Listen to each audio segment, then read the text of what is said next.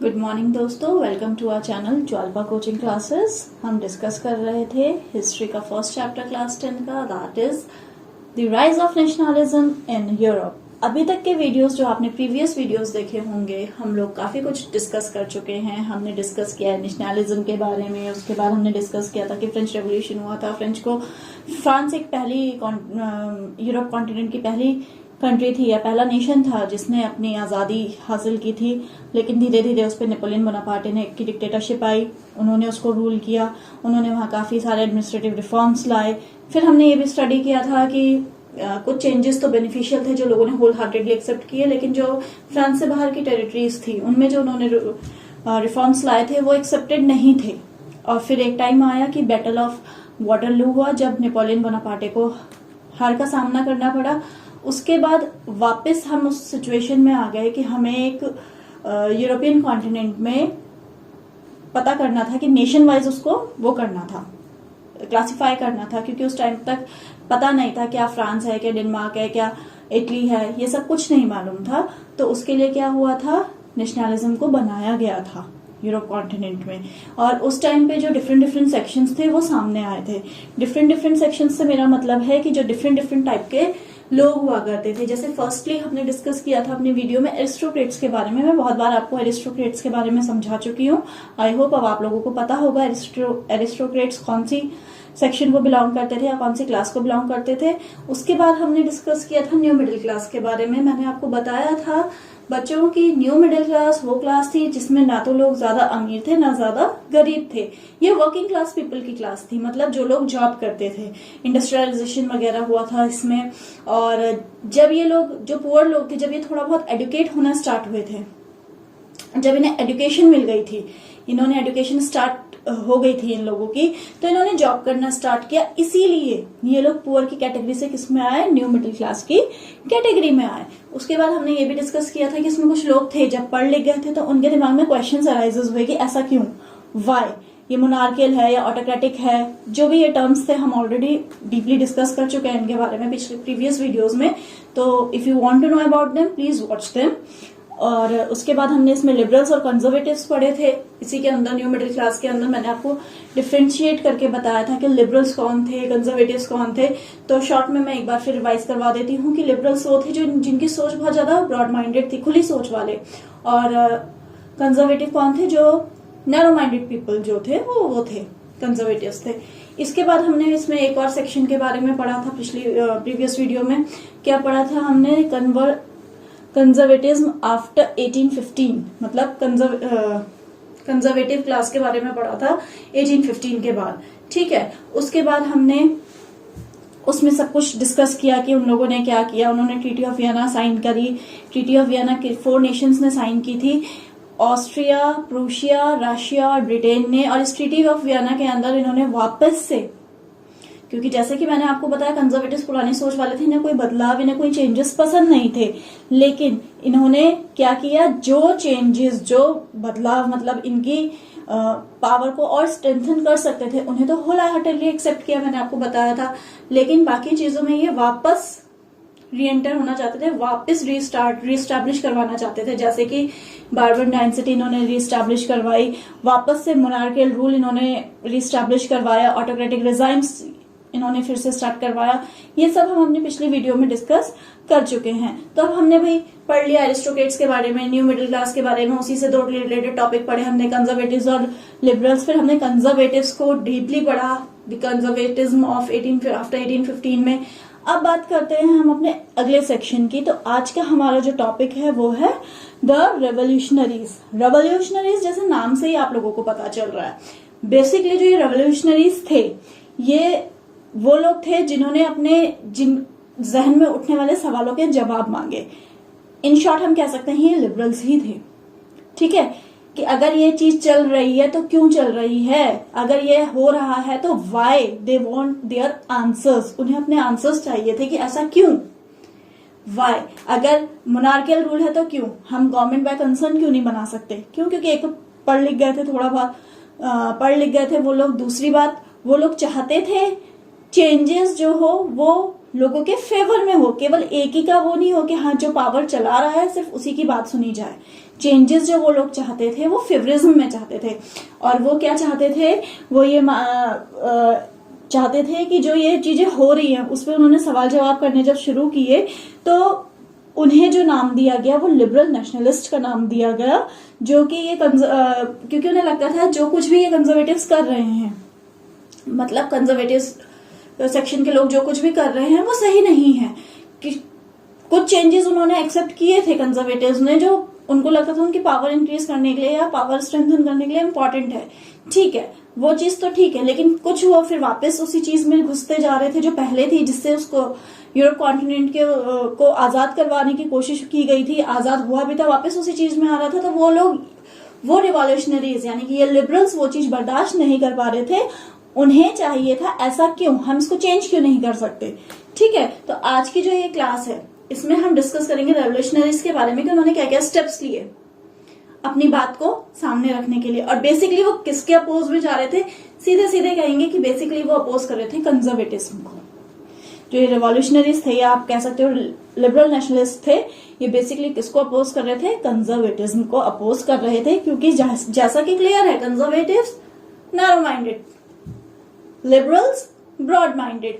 तो ये जो लिबरल्स के ही जो लिबरल नेशनलिस्ट ही थे, इन्हीं को किसका नाम दिया गया था, रेवोल्यूशनरीज का नाम दिया गया था। ठीक है, तो after 1815 secret societies came up in many European states to train revolutionaries and spread their ideas. 1815 के बाद क्या हुआ, जैसे हमने कंजर्वेटिज्म आफ्टर 1815 में डिस्कस किया था कि क्या क्या हुआ था। ट्रीटी ऑफ वियना साइन हुई थी, मेटरनिच उसके वो थे, होस्ट थे, ये सब हमने डिस्कस किया था। फिर हमने जो उसमें स्टेप्स लिए गए थे या जो उसमें डिस्कशन किया गया था उनके बारे में डिस्कस किया था।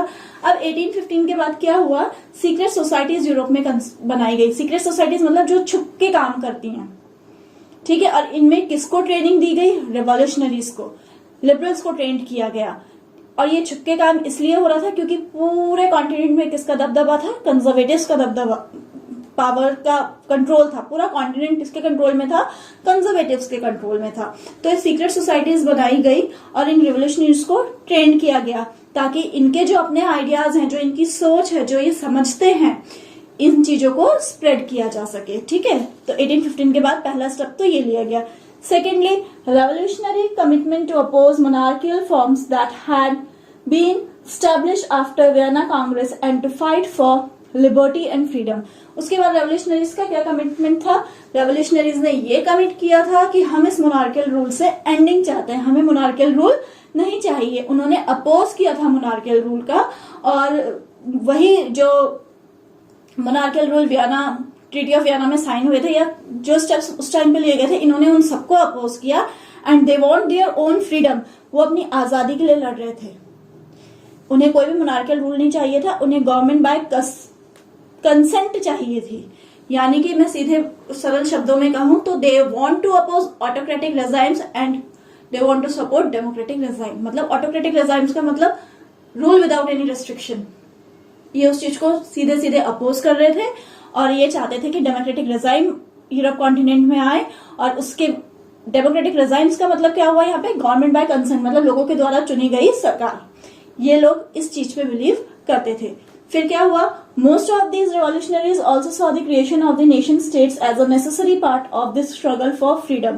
और बहुत से जो रेवोल्यूशनरी थे, ठीक है, उनको लगता था कि अलग से एक नेशन क्रिएट करना चाहिए जिससे कि हम आजाद होंगे। मतलब उन्हें ये लगता था कि इन कंजर्वेटिव्स के अंडर रहने से अच्छा है, मोनार्कियल रूल के अंदर रहने से अच्छा है कि हम अपना एक ग्रुप फॉर्म करें, अलग नेशन अपना बनाएं और वहां पर हम डेमोक्रेटिक रेजाइम्स को कंटिन्यू करें। मतलब वो चाहते थे कि वो आजादी इन कंजर्वेटिव से भी, मोनार्कियल रूल से बेसिकली, क्योंकि कंजर्वेटिव जो थे वो मोनार्कियल रूल फॉलो करते थे, उससे उन्हें वो आजादी चाहिए थी। और इसके लिए उन्हें लगा कि हमें एक सेपरेट नेशन की डिमांड करनी चाहिए या अपने लिए एक सेपरेट नेशन बनाना चाहिए। और ये सब किसमें, सीक्रेट सोसाइटीज में डिस्कस किया जाता था।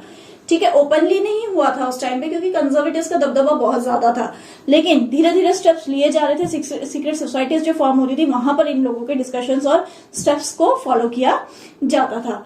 फिर बात करते हैं हम यहाँ पर एक इटालियन रेवोल्यूशनरी की, जिनका नाम क्या है, गिजिपी मजीनी।